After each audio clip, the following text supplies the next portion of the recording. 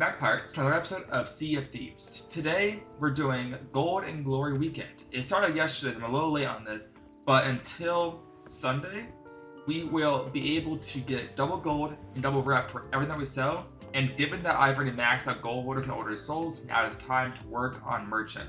So rather than doing the basic quests, I'm going to dive to a couple of the sea forts, do some skeleton camps, see how I do it.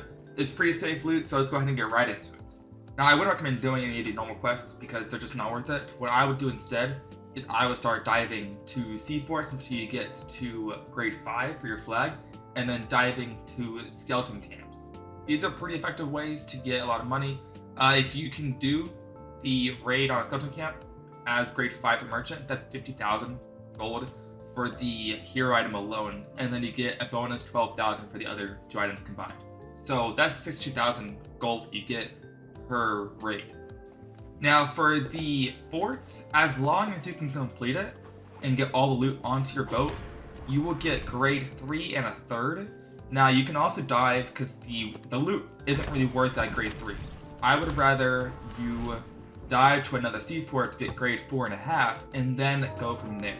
The biggest reason why I choose sea forts is because they raise your MSI, I believe, the fastest than doing a boring quest and getting lucky.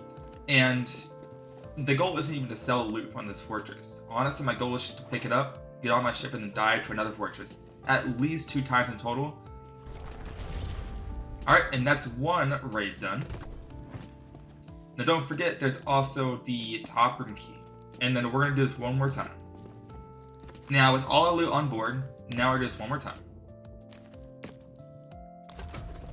Another thing I would avoid doing are shipwrecks, as they're mainly really only used for anything but Athena and Merchant. Because the thing you can find there is, you can find a guaranteed Sapphire Memory Gem, which isn't really worth too much, and a crate of diamonds, which spawns in maybe like 25% of the time. So I wouldn't even worry about seeing if there's good loot on there. I would just continue to your next quest, unless it's on the way. I would not worry about anything like that, because usually you won't get that lucky. And that is 2 down. I did the third sea fort, but you don't absolutely have to. When I did the testing, you can actually do this without having to do 3. You just did 2, and then you dive to your last event. Then you can get grade 5 from there. After the sea forts, I did go to a skeleton camp to get the Orb of Seekers to see how much that would actually give us.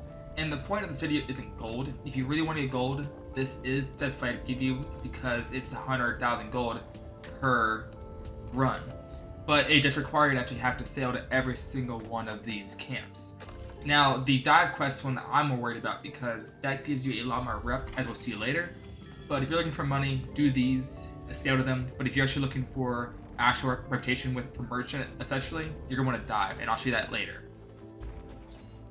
And for completing the skeleton camp, only if you sail to it, is the Orb of Secrets. This will give you a total of 100,000 gold if you are max emissary. So this only affects 4 factions though. It affects gold holders, Order of Souls, Merchant, and Reapers. Not for Athena, not for Hunter's Calls, keep that in mind.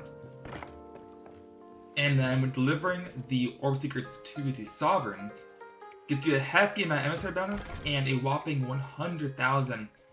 This is just one way that you make money. Yes, it is the fastest, most effective way to make money, but it is not the fastest to get rep. For that, I got less than a level from that. Now, if I were to dive to a camp, that would make me so much more. So I'm going to sell everything here, and then I'm going to dive to a skeleton camp, and I'll show you guys the difference.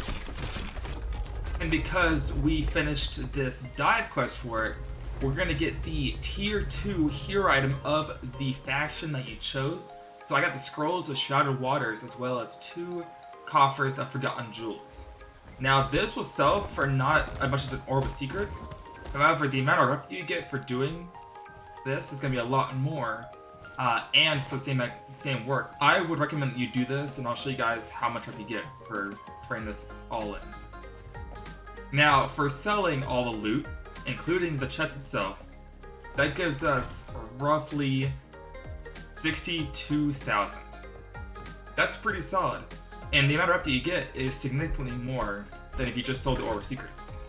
Selling the loot that we got from that skeleton camp as a raid, we got a significant boost in our emissary level, way more than you would for the Orb of Secrets. So I would recommend you diving to these quests, getting the loot, and then getting out. You can do this in 10 minutes or less if you're really, really fast. But this is an effective way to level up your emissary without having to risk running into many players. As I do, I don't like to fight players, so I hope this guide will help somebody who's into PvE like I am, and hopefully you guys can take advantage of this great event going on until, I believe, tomorrow. So you don't have a lot of time left, but if you guys can get this event in, I recommend doing this so you guys can get as much gain as possible. Alright, good luck, pirates!